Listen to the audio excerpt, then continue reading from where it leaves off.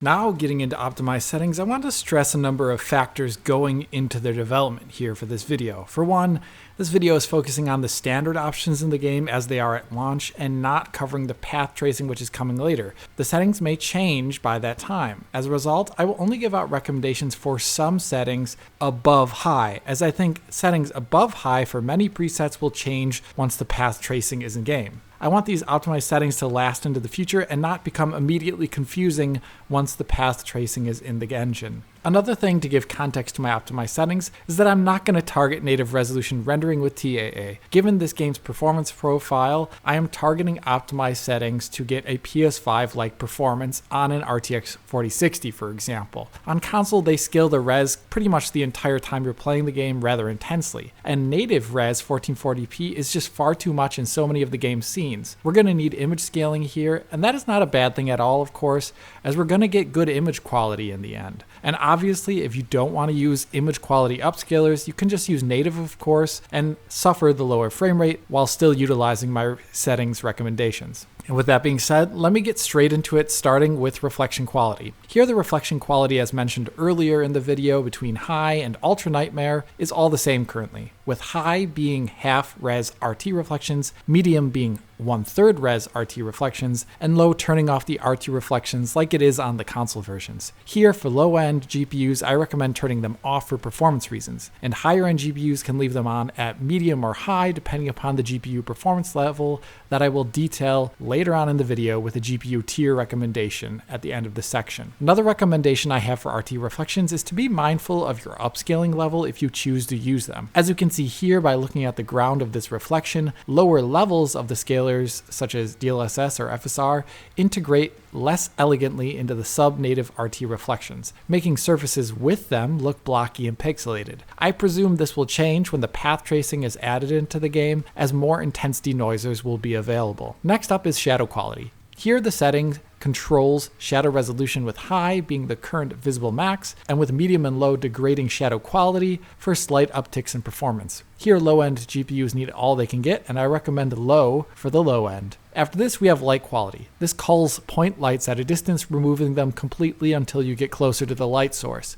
In this scene here, we can see more lights culled the lower the setting is below high. In my testing, high and ultra nightmare look and perform the same pre-path tracing integration. Here I think light popping is distracting, and performance is not worth the slight bump you get to it when you put everything to low. So here I recommend the high setting as of the current version of the game. After lights, we have particles, and I've really struggled to find out what this difference is in practice. With particle resolution, it looks the same across the presets. Particle density also really looks the same across the presets. I did measure a slight increase into performance when going down to nightmare from ultra nightmare, so I'm just going to recommend that for optimized settings. Decal quality is likewise in the realm of what does this do? I'm just going to recommend Ultra Nightmare here, as if it does affect the decals of shooting guns or decals on characters being shot, I think it is nice to leave such gameplay-based visuals at their highest quality. Water quality, though, is one where I think people would have had a hard time finding out what it does. Just looking at early game water puddles, it was possible to see that each tick down of the setting could meaningfully affect performance, with a 7% performance increase between low and Ultra Nightmare in this scene here, but the visual difference is elusive. If you just look at the surface deformation between the lowest and the highest, well, you would see that this setting is not affecting the quality of that. Only when I got to Chapter 6 with its large flowing water bodies was the difference more readily discernible. Here the higher settings increase the amount of parallax and detail in the foaming simulation on the water surface, making it look more 3D at a frame rate expense. With the water in full view taking up most of the screen, the high setting scarcely looks different than Ultra Nightmare while running nearly 10% better, and low looks 2D in comparison while running 16% better than the max. For higher end GPUs, I will recommend high here, while lower end ones should use the low quality, as water foam is not so important when combat fluidity is our priority here. After water, there's volumetric quality, and as I mentioned here in the video's intro, it is pretty hard to see the difference between the quality levels. When the volumetrics move, it is kind of possible to see that the higher settings have slightly less breakup, but it is a very small difference. Here I recommend lower end GPUs definitely take the 3% or so performance improvement and go with low here. Texture filtering quality is actually an important setting in an id Tech game, as virtual texturing and material layering make it have a meaningful performance difference. Here, while barely looking different than the highest setting, Ultra has a nice 1% performance improvement, and high below that, a 3% performance improvement. While you may want to change this to what you prefer, I recommend low-end GPUs use the high setting here. Geometric quality is a deceptive setting in the game's earlier chapters, as there you might think it only affects distant geometry level of detail, with the slight degradations in background geometry like the skull on the fortress here being the primary difference. Based upon such a degradation to quality being so small, you might think going down to medium or low here would be worth the added in performance, but I think that would be a poor decision. Getting to a later chapter, you can see that the geometry setting also controls grass draw distance, with the medium and low setting there visibly culling away grass at a distance in a distracting manner in the more open areas. Here I recommend high for optimized settings, as it takes the grass draw down by a bit, but not in a distracting way, while still helping GPU performance. Shading quality does multiple things perhaps, but I found it more particularly reducing the amount of samples found in the game's parallax occlusion mapping. Here, the lower the setting gets, there's going to be slightly less depth seen in the textures, with the low setting turning off all semblance of parallax. Here I recommend the lowest end GPUs keep this to medium to get some level of parallax in the textures, but still saving performance over the more decadent higher tier levels. And the last standard setting to adjust is screen space directional occlusion, or SSDO. Here turning the setting to off shows you what it does.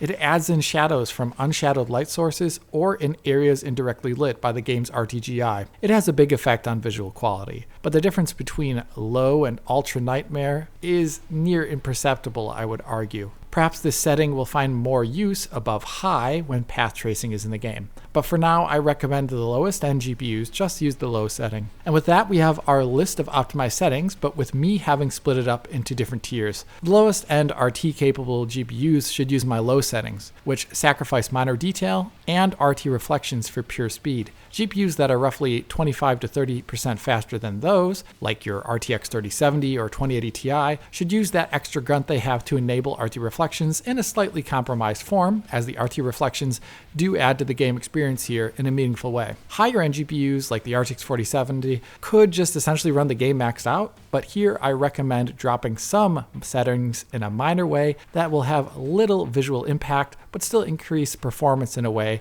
that'll make a high frame rate experience above 60 FPS that much better. Likewise, you may notice in this chart that I am seldom recommending settings above high at the moment, for I think a number of the presets above high will change once path tracing is in the game. So what do our optimized settings do for performance? Well, before I used optimized settings, this scene in the intro of Chapter 6 was one of the heaviest GPU fights in the entire game, with the RTX 4060 maxed out, dropping frames into the 40 FPS region while using DLSS 4 quality mode at 1440p. That's technically within VRR range on a PC monitor, but I feel it would feel more sluggish when it dips that low.